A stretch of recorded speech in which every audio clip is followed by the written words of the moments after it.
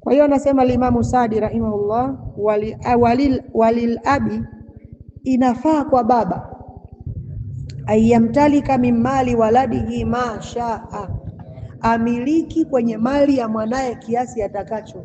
Ni makosa baba ana shida, wanaye wana uwezo, afu anasema naomba kitu fulani mwanangu, naomba 20,000. Hapana, sema nataka. Unamuomba wakati umemzaa bwana? Sema nataka, nipe 20,000 bwana.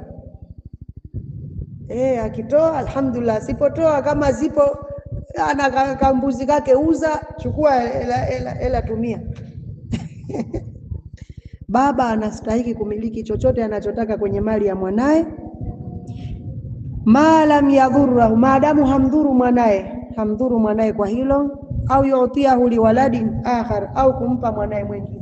Haifai sasa achukue kwako ampe mdogo wako au ampe kakako, achukue atumie yeye. Au yakuna bimaradhi mauti ahadihima, au kuchukua wakati ambao ni maradhi ya kifo cha mmoja wao. Yani wewe waumwa sana alafu na mali, baba anakuja anaanza kuchukua vitu hivi, haifai hiyo, au yeye anaumwa na hofia atakufa, anaanza kuchukua bwana, ile nyumba ya pale, ile nyangu na ile ya pale nyangu zako, hiyo haifai. Kwa sababu gani? Hana umiliki tena hapo. Maana yake baada ya muda ataondoka. Akiondoka inawezekana ikawa ni ugomvi huku nyuma kwa vile alivyofanya, maana mali alizokuwa zake anatakana zigewe nini? Urithi. Kajimilikisha katika mali zako wakati anataka kufa. Ndio maana akazuiwa.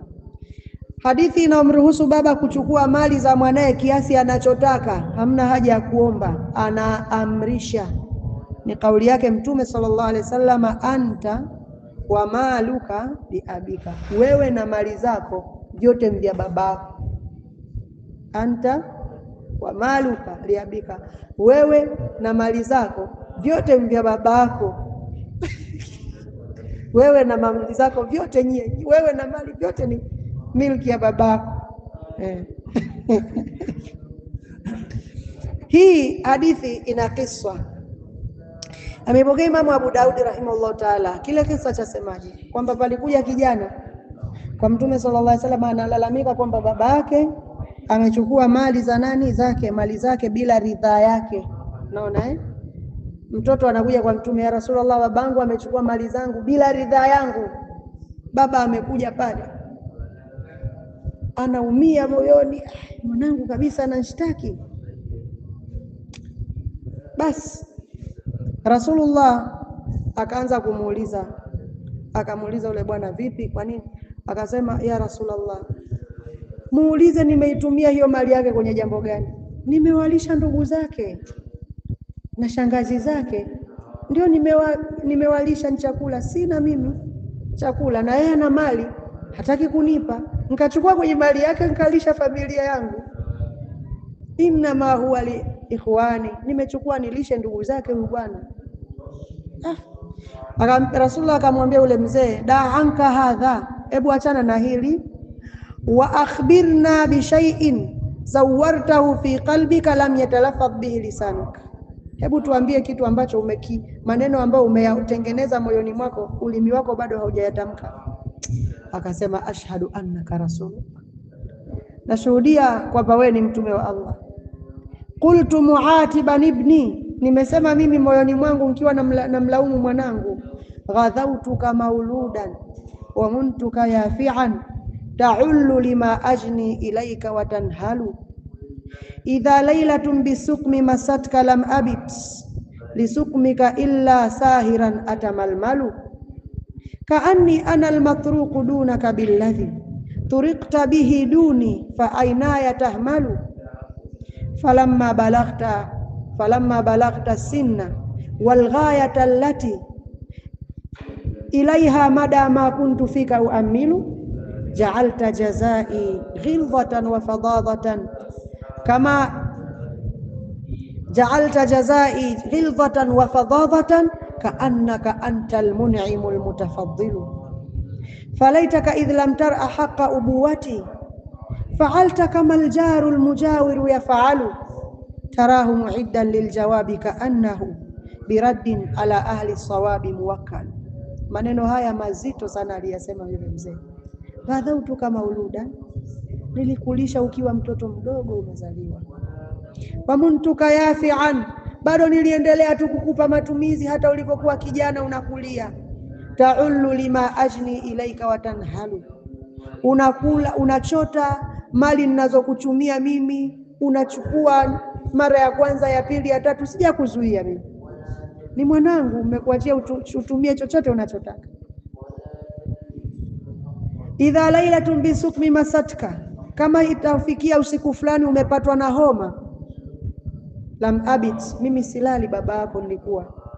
Lisukmika, kwa sababu ya kuumwa kwako. Illa sahira, nisipokuwa na kesha na kutizama kila mara na kugusa aendeleaje. Silali, sipati usingizi wa umwa mwanangu. Kani ana almatrukhu dunaka, kana kwamba mimi ndio nilikuwa naumwa kinyume na wewe, sio wewe ulikuwa waumwa eti. Billadhi turikta bina, lile homa lililokupata wewe. Fa aina ya tahmalu, macho yangu yanachoka, yamebanwa na usingizi, lakini utalalaje wakati mtoto waumwa? Falamma balagta sinna wal ghayata allati, lakini ulipofikia umri na kiwango ambacho ilaiha madama kuntu fika waaminu, nilikuwa natarajia siku zote ufikie angalau umri huu nisaidie. Ja'alta jazai ghilzatan wa fadadatan, umeyafanya malipo yangu, malipo ulionilipa mimi kwa wema niliyokutendea na namna nilipokukuza mwanangu, umefanya ni ghilza, ni ukali, wa fadadatan, na maneno machafu kabisa. Kaannaka anta almun'imul mutafaddil, kana kwamba wewe ndiye ulikuwa unaneemesha, wewe ndiye ulikuwa umefanya fadhila zote hizo, wewe ndiye umenikuza. Falaitaka idh lam tara haqa ubuwati, natamani laiti kama ungekuwa umeamua usichunge haki ya ubaba wangu kwako, hauniheshimu kama baba yako. Fahalta kama aljaru almujawir yafalu, si ufanye tu kama anavyofanya jirani, anaishi na jirani yake kwa wema. Mkweli uniheshimu kama baba yako, basi ni ishi na mimi basi kama jirani anavyoishi tu na kwa wema na jirani yake.